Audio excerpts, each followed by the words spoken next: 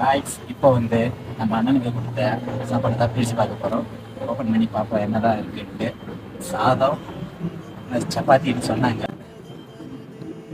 Hotel சாப்பாடு தான் இது, வீட்டு சாப்பாடாம். நல்லா இருக்கும், ஸ்பைசி அது இதெல்லாம் இருக்காது. வீட்டிலேருந்து பண்ணி தராங்க, சொல்ல சாப்பிடுங்க. சப்பாத்தி தான் ஃபஸ்ட்டு இருக்கு. சப்பாத்தி ஞாபகம் இருக்கு, ஞாபகம் இருக்கு.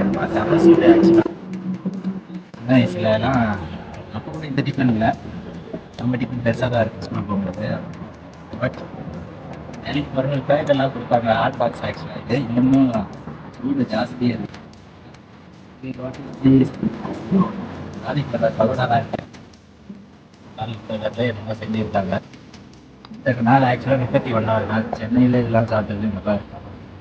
பட் சாப்பாடு 2 கிணத்துல வந்துருந்தால் நல்லாயிருக்கும். 2 டிஃபனில் எனக்கு வந்து சப்பாத்தி சைஸ் தான்.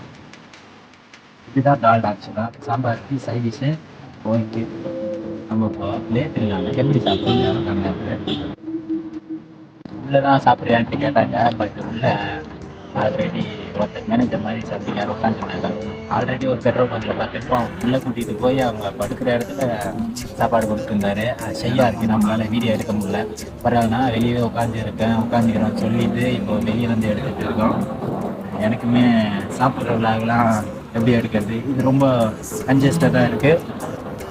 லேட்டாக இருந்தால் அழகாக போட்டு ஒரு கட்டுவோம். இப்படி சாப்பாடு செட் ஆகாது. ஸோ இத்துடன் முடித்து கொள்வோம். சாப்பிட்டுட்டு நாளைக்கு வந்து நம்ம ஜம்மு காஷ்மீரை ரீச் பண்ணுவோம். நாளைக்கு ஜம்மு காஷ்மீர் போகிறோம். எல்லாம் இல்லை, நம்மளோட 9வது ஸ்டேட் ஜம்மு காஷ்மீர். நாளைக்கு ஜம்முவில் பார்ப்போம். By guys.